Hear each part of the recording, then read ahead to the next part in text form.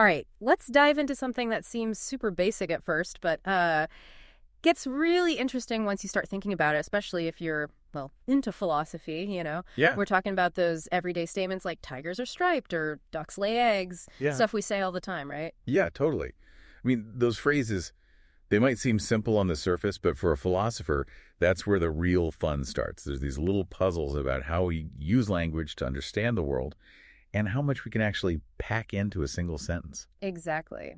And that's what we're calling this our deep dive. We want to unpack what those statements, they're called generic generalizations, what they really are, and why they've been such a challenge for philosophers to pin down. And hopefully along the way, we can reveal some stuff that'll make you think twice about how you use language yourself and maybe even about how we think, period. And to map out this whole territory, we'll be looking closely at the Stanford Encyclopedia of Philosophy's entry on generic generalizations, which is like the go-to resource for this topic. It's super comprehensive, and it really lays out the key ideas and where the debates are. Perfect. So to kick things off, let's get clear on what we're actually dealing with. What exactly are these generic generalizations? Maybe you could start by giving us some of the classic examples. Sure. So generics, as the encyclopedia puts it, are statements that express, generalizations about a whole kind or category. Like think of tigers are striped, a duck lays eggs, the dodo is extinct even, or ticks carry Lyme disease. They all seem to be saying something about a whole category, right? Right, like they're telling us something about all tigers or all ducks. But here's where it gets interesting, right? These aren't exactly like those statements where we explicitly say all or some. They're not like all tigers are striped or some ducks lay eggs. That's a huge point. Unlike those statements with the explicit quantifiers like all, some, most generics, they don't tell us exactly how many of the kind have that property. Like if I asked you about ravens, you could say all ravens are black, or even most ravens are black, but you wouldn't just say ravens are black if you were trying to give me a specific number. I see. So it's not about a precise quantity. But then what does make a generic statement true or false? This seems tricky semantically. Oh, it definitely is. And the examples in the encyclopedia really show that. Like, dogs are mammals. For that to be true, it seems like pretty much all dogs have got to be mammals. But then you have stuff like a tiger is striped or ravens are black, which we all accept, even though we know there are albino tigers and ravens sometimes. Yeah, those are more about the typical tiger or raven, the kind of properties we associate with them. But then it gets weirder, right? What about ducks lay eggs or a lion has a mane? Not all ducks lay eggs, just the females, and only male lions have manes. But those generics still seem fine. Exactly. That shows just how flexible these truth conditions are for generics. They don't fit neatly into those standard quantifier boxes. Like we wouldn't say ducks are female, even though every duck that lays an egg is female. And here's another one. We say ticks carry Lyme disease, even though it's a tiny percentage of ticks. But we don't say humans are right-handed, even though most of us are. See, it's not just about how many or even what's true for most of them. So there's a different set of rules at play here. Absolutely. And to really highlight how unique they are, especially for someone interested in the philosophy of language, think about how they're different from those sentences that use adverbs like generally, usually, or often. Books or paperbacks is generally false, right? Books are generally paperbacks or often paperbacks are probably true. The bare generic, it has a different kind of force. Gotcha. So we've established that generics, they're their own thing. But how do they actually show up in language? What are the different forms they can take? Well, the encyclopedia breaks it down into three main forms. First, you have your bare plurals, like tigers are striped, books are paperbacks, those kinds. Then there are indefinite singulars using a, so a tiger is striped or a madrigal is polyphonic. And finally, you have definite singulars with the tiger is striped, the dodo is extinct, those kinds. Okay, so the same basic idea, but different grammar. But then how do we tell those apart from other ways those forms can be used? Right, because those forms, they don't only express generics. They can also express existential claims like claims about specific individuals existing. Compare these. Tigers are striped versus tigers are on the front lawn, or a tiger is striped versus a tiger's on the front lawn. For a philosopher who's got to be precise, knowing the difference is key. Yeah, I see that. The second one in each pair, that's about specific tigers, right? Like right now, somewhere. But the first one is, well, a general statement about tigers as a kind. Exactly. The on the front lawn ones, those have what we call an existential interpretation. You could say some tigers are on the front lawn, or there exists a tiger on the front lawn.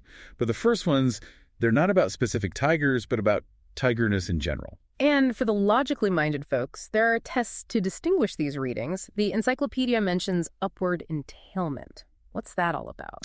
So upward entailment, it's a property of certain linguistic contexts.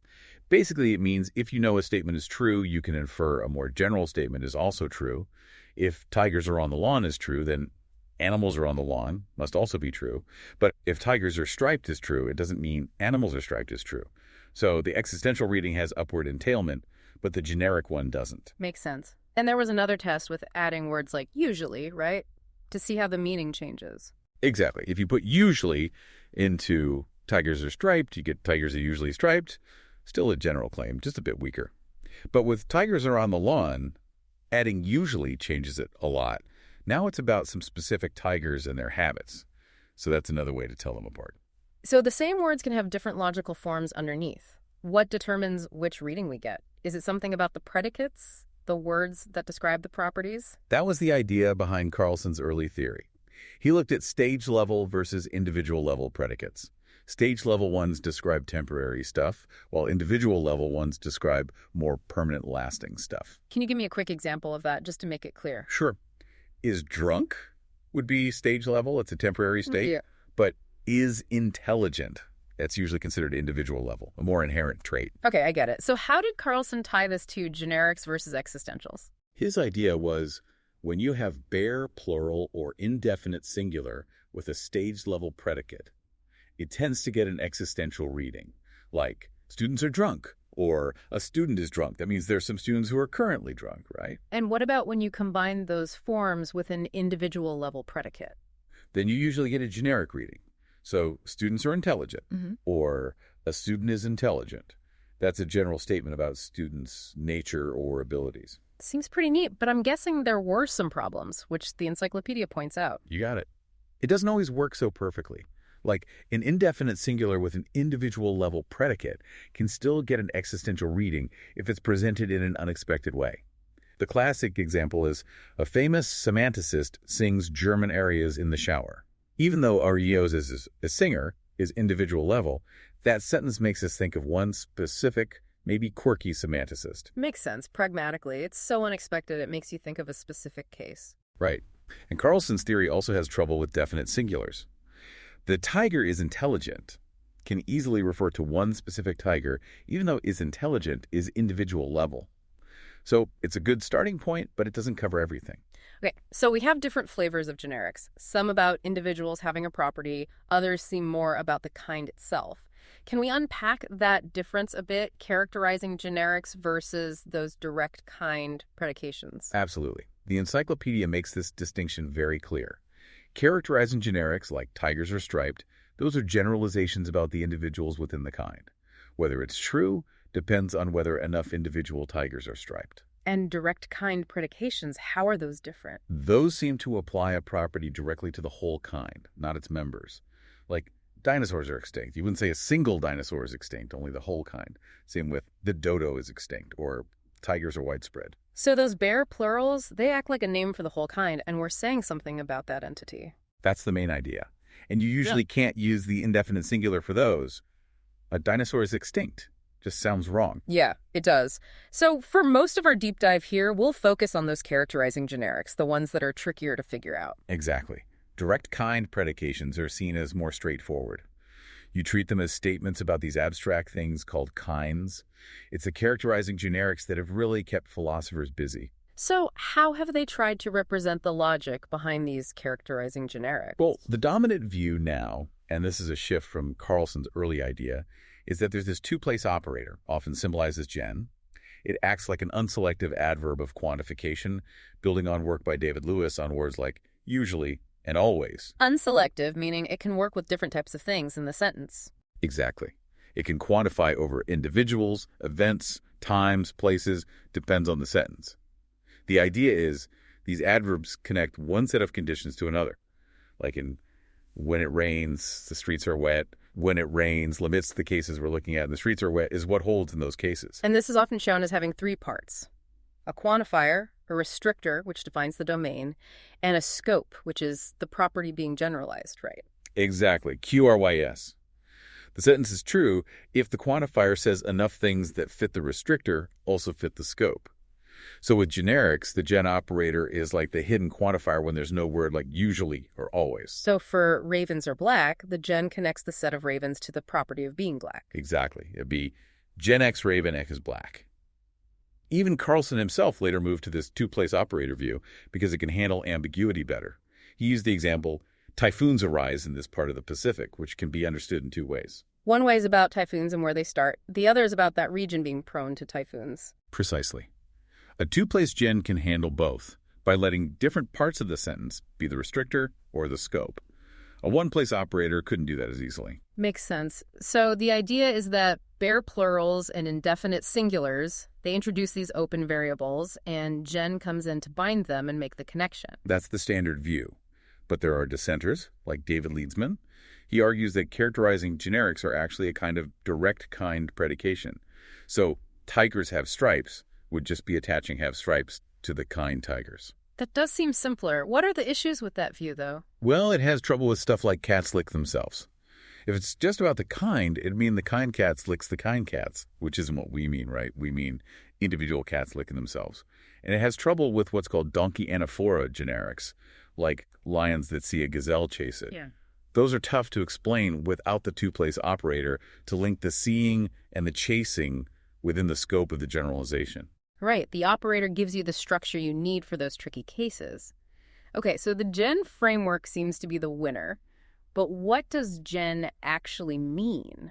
That's where all the different semantic analyses come in, right? Absolutely. We already saw that gen isn't like all, most, or some. So what is its meaning? Carlson even argued that gen might not be a quantifier at all in the usual sense because it doesn't specify a quantity.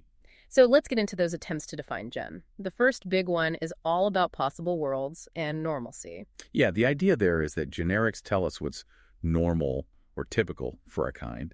Like tigers are striped is true because in the most normal scenario for a tiger, it'll have stripes. Exception, like albino tigers, are deviations from the norm. And possible worlds let us formalize that normal scenario idea, right? Like we imagine worlds where things go typically, even if our world has exceptions. Exactly. Some accounts, like Asher and Moreau's, say a generic K, S, or F is true if, for a typical K, in the most normal possible worlds for that K, it has F. This ties into defeasible reasoning, too. If dogs normally have 4 legs and Fido's a dog, we assume Fido has 4 legs, even though it's possible he doesn't. Seems to work for some cases, like birds fly or dogs have 4 legs. But what about those trickier ones? Ducks lay eggs. Mosquitoes carry West Nile virus. It's not normal for a mosquito to have a virus. Right, those are tough for the normalcy view.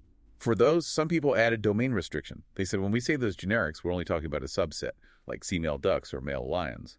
So ducks lay eggs really means female ducks lay eggs, and maybe that is normal.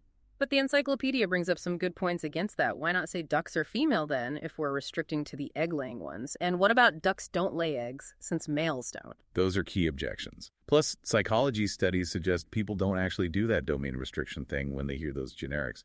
So those cases become even stronger counterexamples. Okay, so normalcy has its problems. What about relevant quantification and situation semantics? Those were mentioned too. Those also use domain restrictions sometimes, but instead of normalcy, they focus on relevance, which depends on the context. So with ducks lay eggs, you only consider the ducks that are relevant, maybe the mature females. The conversation helps determine who's relevant. So context acts like a filter, narrowing down the set we're talking about. Precisely. Situation semantics is a bit different. It sees generics as setting constraints on situations. So tigers are striped would mean any situation with a tiger also has stripes. And for ducks lay eggs, again, the context might limit it to situations with female ducks. But it sounds like those still have the same issues as normalcy, right? Yeah. How do you decide those implicit restrictions, and why don't they lead to wrong predictions? That's the general feeling. Any theory that relies heavily on implicit stuff needs to explain that better. Okay, normalcy and relevance aside, what about the indexical approach? That sounds pretty different. This one is more recent and definitely more radical. It was proposed by Sturkin, and he says the meaning of gen itself, both how strong it is and what it applies to, changes with the context. So gen's like I or here. Its meaning depends on who's speaking and where they are. So if someone says cats are black, it could be true in one context and not another, depending on what they're trying to say. Right. Like if you're teaching a kid about cat colors versus if you're talking about how many black cats are in your neighborhood. Exactly. In the first case, it might be a very general claim. In the second, it's weaker about the local cats. Sturkin says Gen have a character, a function that takes the context and gives you a specific meaning, a specific quantifier and restriction. But the hard part would be defining that character, right? How do you know what parts of the context matter and how they affect the meaning of Gen? That's the main challenge. Sturkin says it depends on what the speaker means and whether a listener could figure that out. This makes it very flexible. But some generics seem true or false regardless of who says them, like tigers don't have stripes. It's just false no matter what. That's a good point. And this indexical view was also used to create an error theory for those low prevalence generics, like mosquitoes carry West Nile, right? Yes, Sturkin suggests that for those, our acceptance might be a mistake caused by the context or our biases. This makes the view even more flexible, but some people find it too flexible. How do you tell which generics are actually true then? Okay, onto a different idea. Generics as expressing stereotypes or prototypes, that seems to bring in psychology more directly. It does. The idea here is tigers are striped. Doesn't mean anything about all tigers, it just reflects our stereotype of a tiger. Same with sharks attack bathers. It's about our image of a shark. That fits how we often think about categories, using those mental shortcuts. But the encyclopedia points out a big problem with saying generics are true based on stereotypes. Right, because then the truth depends on beliefs, which can be wrong. If people think snakes are slimy, that doesn't make it true. Stereotypes might influence what we say, but they shouldn't determine what's actually true. That's important. Truth and belief aren't the same thing. So the last semantic approach is the probability one. Yeah, Cohen developed this account that looks at generics as probabilities. He has absolute generics, like tigers are striped, which are true if the chance of a random tiger being striped is more than 50%. And then relative generics, like mosquitoes carry West Nile, which are true if a mosquito is more likely to have it than some other random insect. So it's about hitting a certain probability, either in absolute terms or compared to other things. That's it. And to handle cases like bees are sterile, which should be false but might seem true if you only think of worker bees, Cohen adds a homogeneity constraint. This means the probability has to hold across all the subgroups within a kind. But there are counterexamples to this view too, right? Which the encyclopedia goes into. Yep. Like humans are statistically more likely to have autism than other mammals, so that wrongly predict humans are autistic as true. And that homogeneity constraint doesn't always fit our intuitions either. There are also cases where generics don't track probability changes neatly, like if fleas end up carrying West Nile more than mosquitoes in some areas. And psychology studies suggest people don't always follow that constraint anyway. Okay, so we've covered a lot on bare plurals. What about those indefinite and definite singular generics? They seem to have their own quirks. Yeah, they do. Indefinite singulars, like a madrigal is polyphonic, are often fine, but sometimes they sound weird, like a madrigal is popular, when the bare plural madrigals are popular is okay. It's like the singular form needs the property to be more essential to the kind, right? Exactly. Lawler said indefinite singulars usually only work for properties that are necessary to the kind. Burton Roberts even said they have a normative force, like they imply a rule. This has led to the idea that the singular form itself is connected to normativity. Like a gentleman opens the door for ladies, or boys don't cry. Those definitely have that should feeling to them. For sure. Several people, like Carlson, Cohen, and Greenberg, have explored this link between the form and normativity. They say indefinite singulars are often used for rules and social expectations. Greenberg and Cohen even have specific semantic analyses to capture that. Leslie has a different take, based on dual character concepts, which have both descriptive and normative aspects. Hesney, though, disagrees and says the normative feeling comes from the context, not the meaning itself. So lots of different takes on those singulars. Indefinite singulars like the Coke bottle has a narrow neck. Those seem to depend on whether the kind is well established, like a widely known thing. The Coke bottle works because it's a standardized object, but the green bottle has a narrow neck. Sounds off unless green bottle refers to a specific type. Like the D implies everyone knows what you're talking about. Right. And we also have bare singulars with mass nouns, like gold is a metal. Those, along with definite singulars, haven't gotten as much attention from philosophers compared to bare plurals. Okay, we've gone deep on the philosophy and language stuff, but the encyclopedia also talks about the psychology of generics. How does all this relate to how our minds work? This is where it gets really interesting, and there's a lot of research happening. One big idea is the generics as defaults hypothesis. It says generics are our basic go-to way of generalizing, while codified statements are more complex and come later. That would explain why kids learn generics so early, right? Like around 2.5 years old. Exactly. And they get that generics can have exceptions. Plus, their judgments about generics often match adults, even for the tough cases. They even tend to interpret universals, like all ducks lay eggs, as if they were generics, which suggests generics might be the more natural starting point. This is seen across different languages, too. So generics as the default mode of generalizing. Yeah. And the fact that most languages don't have a special word for gen, unlike all, could support that. If it's the default, maybe it doesn't need a special marker. So these psychology findings could guide how we think about the semantics of gen, right? Huge point. If our minds treat generics as more basic than universals, then theories that try to reduce gen to a universal might need revising. The psychology section also says our judgments about generics, they're not just about the logic, but also about the content, right? That's right. What we think about a generic depends on the property and the kind involved. Like, we accept dangerous generics, like mosquitoes carry West Nile, even if it's not that common. The potential danger makes us take it seriously. Makes sense. We pay more attention to threats, even if they're rare. And what about characteristic properties? How do those play a role? Right. Generics with properties that seem typical of a kind. Lions have manes, ducks lay eggs, even silly stuff like Orange Crusher 2000s crush oranges.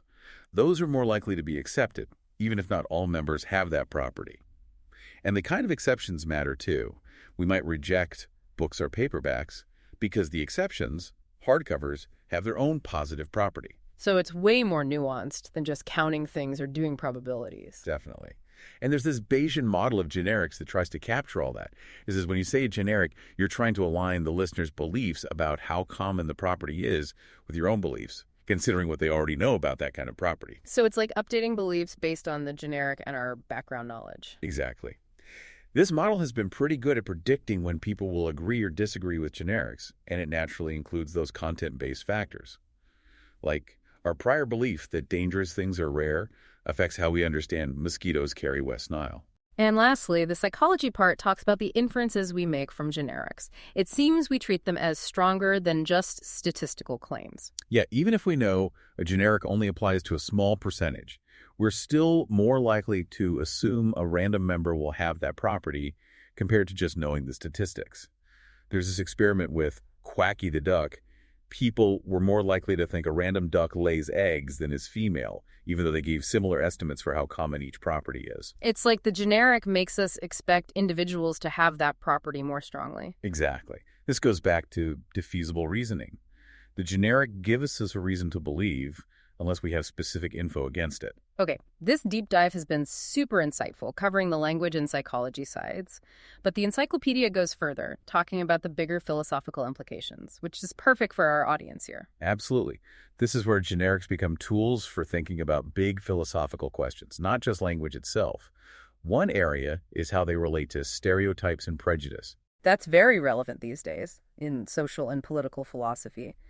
How do generics contribute to those things? From early on, we do this thing called essentialization thinking kinds, have an underlying nature shared by all members. With social groups, generics like women are submissive can be really harmful because they make it seem like that's an essential trait, not something caused by society. And there's evidence for that link, right, between generics and essentializing groups. Tons of it.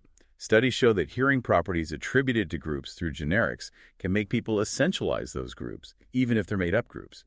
This raises the question of whether you can even talk about social groups generally without reinforcing those harmful beliefs. That's something to really think about for anyone doing social commentary or philosophy about groups. And generics also help spread social norms, right? Like, Right.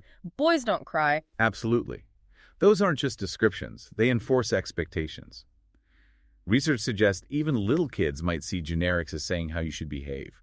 This connects to those dangerous ones like Muslims are terrorists, which are based on false essentialism, and lead to bad stuff. And we talked about stereotype threat, too, where just hearing a negative generic about your group can mess with your performance. Right. But it's worth noting that some scholars think generics can be useful for describing systemic injustice that affects certain groups. Seems like a powerful tool that can be used for good or bad. And the encyclopedia also mentioned the Sororites paradox, right? Yeah, Sorensen argued that seeing generics as exception tolerating can solve that paradox. The key step in the paradox is like, if n grains of sand is a heap, then n1 grains is also a heap. If that's a generic, it can have exceptions so you don't end up with one grain being a heap. Clever. And the Kalam cosmological argument, too. Al-Mutahari suggested that our gut feeling that everything that begins to exist has a cause might come from overgeneralizing from everyday experience. The argument needs a strict universal claim, but we might be influenced by a more generic way of thinking. It's amazing how these simple-sounding things can have such big implications. The encyclopedia also mentions other areas like rule following, scientific laws, dispositions, even critiques of how philosophers do philosophy. It really shows how philosophers are realizing that generics are important for all sorts of issues, from the nature of concepts to ethics and metaphysics. Wow, we started with tigers are striped and ended up talking about the very structure of philosophical arguments. So, to sum up, these generic generalizations are way more than just simple statements. They're complex, tied to how we think, and have deep implications for social categories and even big philosophical problems. It goes back to that initial puzzle. How can these everyday sentences be so tricky and lead to so much debate? So, for you listening, as you come across these generics in your own philosophical thinking or just in everyday life, keep in mind what we've talked about. How might understanding their quirks and psychological roots change how you see them, especially when it comes to groups or abstract ideas? What assumptions are hidden in them, and are those assumptions always right? A rich area to explore further. If you're interested, definitely check out the papers and studies mentioned in the encyclopedia. They offer a lot more to dig into. And with that, I think we've reached the end of our deep dive. Thanks for listening. Thanks for having me.